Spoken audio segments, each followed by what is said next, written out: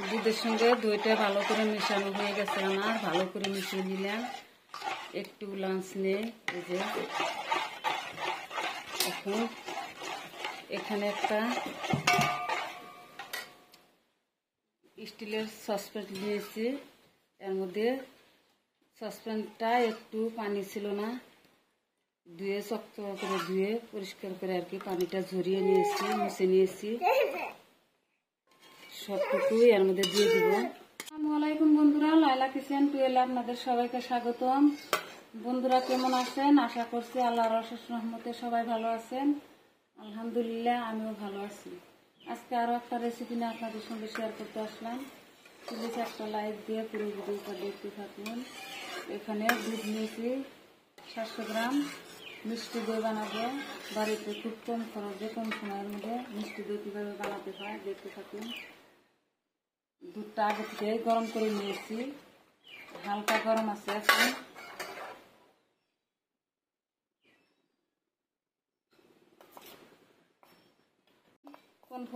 Cornflour নিয়েছি 2 চামচের মতন।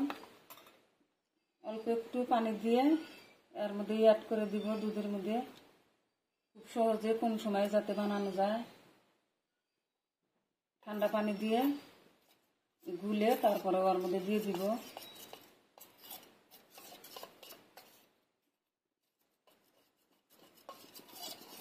দুধটা যাতে তাড়াতাড়ি ঘন হয়ে যায়।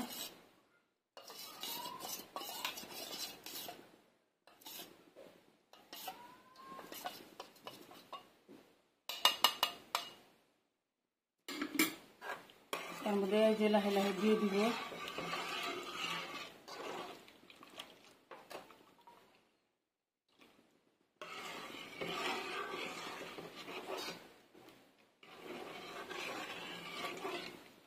এখন দিয়ে দিলাম 2 চামচের মতন। আপনারা আপনাদের পছন্দ মতো চিনি দিতে পারেন। আমি আমার যে হিসাবে মিষ্টি খাই ওই হিসাবে চিনিটা দিয়ে দিলাম। এই যে কর্নফ্লাওয়ারটা দেওয়ার পরে দুধটা ঘন হয়ে আসছে। এখন আগে থেকে গরম করে নিয়েছিলাম, তারপরে এখন চুলার আঁচটা অফ করে দিব, বন্ধ করে দিব। এখন একটা ক্যারামেল তৈরি করে নিব। দুধটা এখন ঠান্ডা করে নিব, হালকা গরম থাকা অবস্থায় আমি ক্যারামেলটা বানিয়ে নিই। এটুকু চুলায় একটা প্যান বসিয়ে দিয়েছি, চুলাতে আগুন জ্বালিয়ে দিয়েছি। এখানে 2 চামচ চিনি দিয়ে দিলাম, ক্যারামেল তৈরি করব।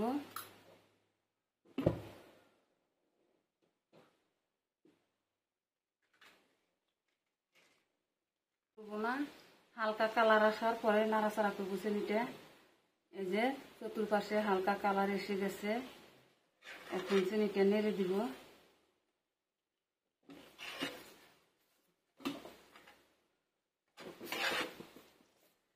নেড়ে হালকা একটা ডিপ কালার আনবো। আমার দুধটা হালকা গরম আছে এখন ক্যারামেলটা দিয়ে দিব।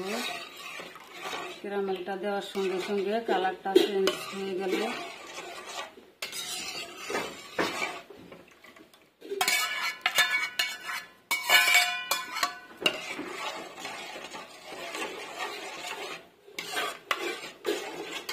টক দই নিয়েছি 3 চামচের মতন। 3 চামচ তো হবে না, 2 চামচের একটু বেশি হবে। টক দইটা আগে থেকে পানি ঝরিয়ে রেখেছি। এখন এভাবে ফেটিয়ে নিব, চামচের সাহায্যে ফেটিয়ে নিব ভালোভাবে। টক দইটা 2-3 মিনিটের মতন ভালোভাবে ফেটিয়ে নিব। 2-3 মিনিট তো লাগবে না, তারপরেও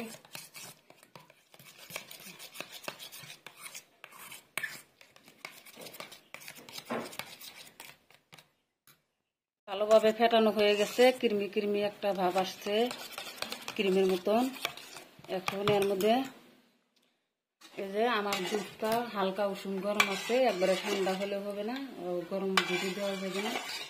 এর মধ্যে দিয়ে দিব, একবারে ওর মধ্যে ঢেলে দিব না। আগে দইয়ের মধ্যে দিয়ে তারপরে মিশিয়ে তারপরে দিতেছি।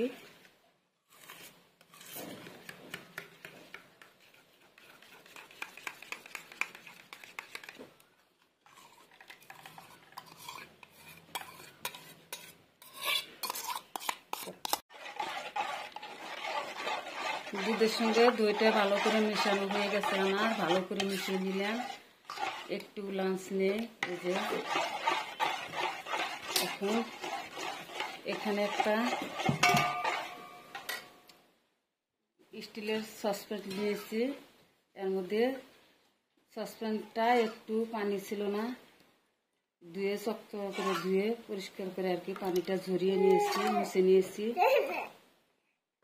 সবটুকু এর মধ্যে দিয়ে দিব। এখানে আমি একটা ঢাকনা নিয়েছি, ঢাকনা দিয়ে ডেকে এখন ভাপ দিয়ে নিব। গরম দিয়ে দিয়েছি আমি, পানিটা ফুটতে শুরু করেছে। এই মুহূর্তে আমি দিয়ে দিব এটা, দিয়ে 10 মিনিটের মতন আর কি ঢাকা দিয়ে জাল করে নিব। 10 মিনিট পর ফিরে আসছি, তারপরে দেখাইতেছি। ফিরে আসলাম 10 মিনিট পর। 10 মিনিট পর তারপরে অফ করে দিয়ে আরো অল্প পরে তারপরে ঠান্ডা হয়ে গেছে। এখন আসলাম ফিরে, এই যে ঠান্ডা করে আসলাম, একেবারে ঠান্ডা করে তারপর ফিরে আসলাম। কেটে দেখাইতেছি আপনাদেরকে।